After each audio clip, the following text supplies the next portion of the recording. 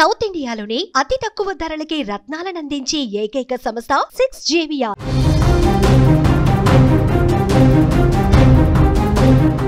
Breaking news నాం Kurnool శివారులోని చిన్నటేకురు వద్ద జరిగిన వేమూరి కావేరి ట్రావెల్స్ బస్సు దుర్ఘటనపై కొన్ని సంచలనమైనటువంటి విషయాలు ప్రస్తుతం వెలుగులోకి వస్తున్నాయి. ఈ ప్రమాదం ఇంత తీవ్రంగా జరగటానికి, భారీ నష్టం కలగటానికి అసలు కారణాలను ఫోరెన్సిక్ బృందాలు ప్రాథమికంగా గుర్తించాయి. లగేజీ క్యాబిన్లో తరలిస్తున్నటువంటి వందల సంఖ్యలో మొబైల్ ఫోన్స్ పేలటమే దీనికి ప్రధాన కారణంగా సమాచారం వస్తోంది. ఫోరెన్సిక్ నివేదిక ఇదే విషయాన్ని ధృవీకరిస్తోంది. బస్సు బైకును ఢీకొట్టిన తర్వాత బైకు పెట్రోల్లో ట్యాంక్ నుంచి ఆ మూత ఊడిపోయి పెట్రోల్ లీక్ అవటం, ఒక్కసారిగా ఆ బైక్ కిందకి వెళ్ళిపోయిన తర్వాత కొంత దూరం పాటు అట్లా రాసుకుంటూ తీసుకువెళ్ళటం, ఆ సమయంలో మంటలు చెలరేగటం, ఆల్రెడీ ఆ బైక్ సంబంధించి కూడా ఆ మూత ఊడిపోవడంతో పెట్రోల్ లీక్ అవడంతో ఆ మంటలు అంటుకుని పూర్తిగా బస్సు తగలబడేటువంటి పరిస్థితి ఉంది. ఈ మంటలు ముందుగా లగేజీ క్యాబిన్కి అందుకున్నాయి. లగేజీ క్యాబిన్కి అంటుకుంటే ఆ లగేజీ క్యాబిన్లో 400కు పైగా మొబైల్ ఫోన్లతో కూడినటువంటి ఒక పార్సల్ ఉంది. మంటల నుంచి అధిక వేడి కారణంగా ఆ ఫోన్ల బ్యాటరీలన్నీ ఒక్కసారిగా పేలిపోయినటువంటి పరిస్థితి ఉంది. మనం నిన్న ఈ ప్రమాదం జరిగిన తర్వాత బయటపడ్డ ప్రయాణికులు కొంతమంది కూడా ఇదే విషయాన్ని చెప్పారు. ఒక భారీ శబ్దం వచ్చింది, ఆ శబ్దాన్ని మేమందరం కూడా గమనించామని కూడా సేఫ్గా బయటపడ్డ వాళ్ళు చెప్పినటువంటి పరిస్థితి ఉంది. అంటే లగేజీ క్యాబిన్లో ఉన్నటువంటి వందల కొద్ది ఫోన్లు ఒక్కసారిగా బ్లాస్ట్ అయిపోవటం వల్ల ఈ ప్రమాదం ఇంత తీవ్రంగా జరగడానికి అవకాశం ఏర్పడింది. ఎందుకంటే ఆ 400 మొబైల్ ఫోన్లలో ఆ మొబైల్ ఫోన్లకి ముందు ప్లాస్టిక్ ఉంటుంది. మొబైల్ ఫోన్స్ తయారీలో ప్లాస్టిక్ ఉంటుంది, లోపల బ్యాటరీ లిథియంతో తయారు చేసి ఉంటుంది అనమాట. లిథియం ఒక్కసారిగా మంటల్లో తగిలితే, ఆ వేడి తగిలితే పేలిపోతుంది. అలా ఒకటి కాదు, రెండు కాదు, 400కు పైగా ఫోన్లు ఒక్కసారిగా పేలిపోయిందంటే ఒక్కసారి మీరు స్క్రీన్ మీద చూడొచ్చు. ఎల్లో కలర్ బాక్సెస్ అన్నీ కూడా మొబైల్ ఫోన్స్ ఉన్నటువంటి లగేజీ. మొత్తం 400 ఫోన్లు అందులో ఉన్నాయి. మొత్తం చాలా వరకు దాదాపు 99% ఆ మొబైల్ ఫోన్లన్నీ కూడా కాలిపోయినటువంటి పరిస్థితి ఉంది. ఆ ప్రైవేటు బస్సు ఆ లగేజీ క్యాబిన్ ఏదైతే ఉందో ఆ క్యాబిన్లో ఈ పార్సల్ ఉంది. ముందుగా ఈ పార్సల్కే ఇవన్నీ కూడా అంటుకున్నటువంటి పరిస్థితి ఉంది. ఒక్కసారిగా పేలిపోవడంతో మొబైల్ ఫోన్స్ అన్నీ కూడా పెద్ద ఎత్తున బ్లాస్ట్ వచ్చి ఆ మంటలన్నీ కూడా ఆ లగేజీ క్యాబిన్ పైన ఉన్నటువంటి ప్రయాణికుల వరకు వెళ్ళాయి.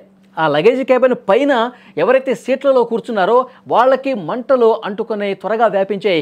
వాళ్ళు ఎటు కదలలేని పరిస్థితి ఏర్పడింది, వారు తప్పించుకోలేని పరిస్థితి ఏర్పడింది. అందుకే ఆ లగేజీ క్యాబిన్ ఉన్నటువంటి భాగంలో, ముందు భాగంలో ప్రయాణికులు ఎక్కువగా చనిపోయారు. దీనికి కారణం ఇదే అని చెప్పి ఫోరెన్సిక్ నిపుణులు కూడా ఒక అభిప్రాయానికి వచ్చిన పరిస్థితి కనిపిస్తోంది. ఆ తర్వాత రైట్ సైడ్ అత్యవసరమైనటువంటి ద్వారం ఏదైతే ఉందో అది ఓపెన్ కాలేదు. కనీసం అది ఓపెన్ అయినా చాలామంది ప్రయాణికులు తప్పించుకునే అవకాశం ఉండేది. కానీ ఆ ఎమర్జెన్సీ విండో ఓపెన్ కాలేదు. ఒకవైపు ఈ లగేజీ ద్వారంలో పూర్తిగా మంటలు అంటుకుని పైకున్నటువంటి కూర్చున్న ప్రయాణికులు, నిద్రపోతున్న ప్రయాణికుల్ని ఒక్కసారిగా మంటలు కమ్మేయడంతో వాళ్ళు తీవ్రంగా కాలిపోయి చనిపోయినటువంటి పరిస్థితి ఉంది. చాలా బాధాకరమైన విషయం, చాలా దారుణమైనటువంటి దుర్ఘటన ఇది. ఒక్కసారిగా మంటలు చిక్కుకొని కాలిపోవటానికి ఇలాంటివి కారణం అన్నట్టుగా సమాచారం వస్తుంది. ఇంకా ఫోరెన్సిక్ నిపుణులు చాలా ఆధారాలు సేకరించినట్టుగా మనకి సమాచారం వస్తుంది.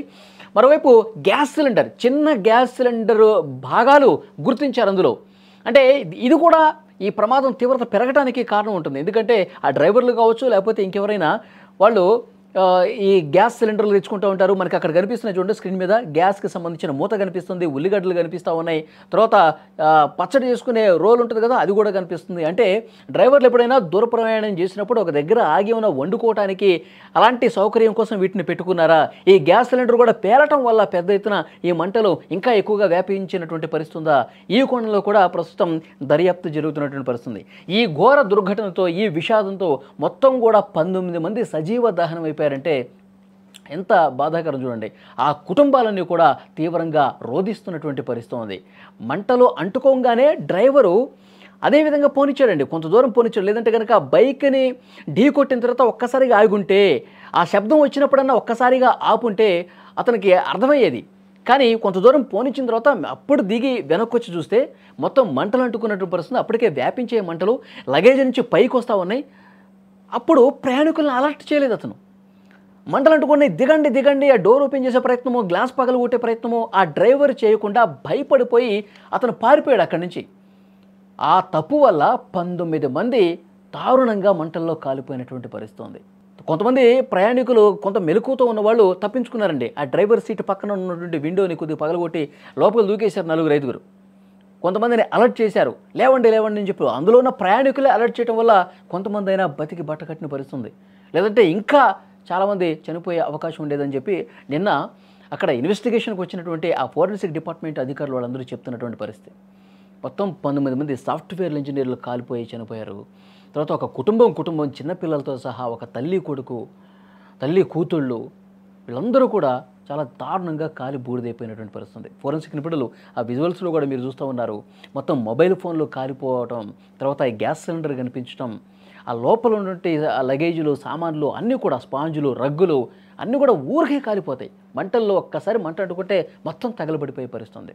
ఈ వేమూరి సర్వీసెస్ ఏదైతే ఉందో ఈ ట్రావెల్స్ కూడా చాలా దుర్మార్గంగా అక్రమంగా రిజిస్ట్రేషన్లు చేసి నిబంధనలకు పాతరేసి ఇది కేవలం సీటింగ్ ఉన్నటువంటి ఈ సర్వీస్ని స్లీపర్ సర్వీసెస్గా అక్రమంగా మార్చేశారని చెప్పి కూడా సమాచారం వస్తుంది.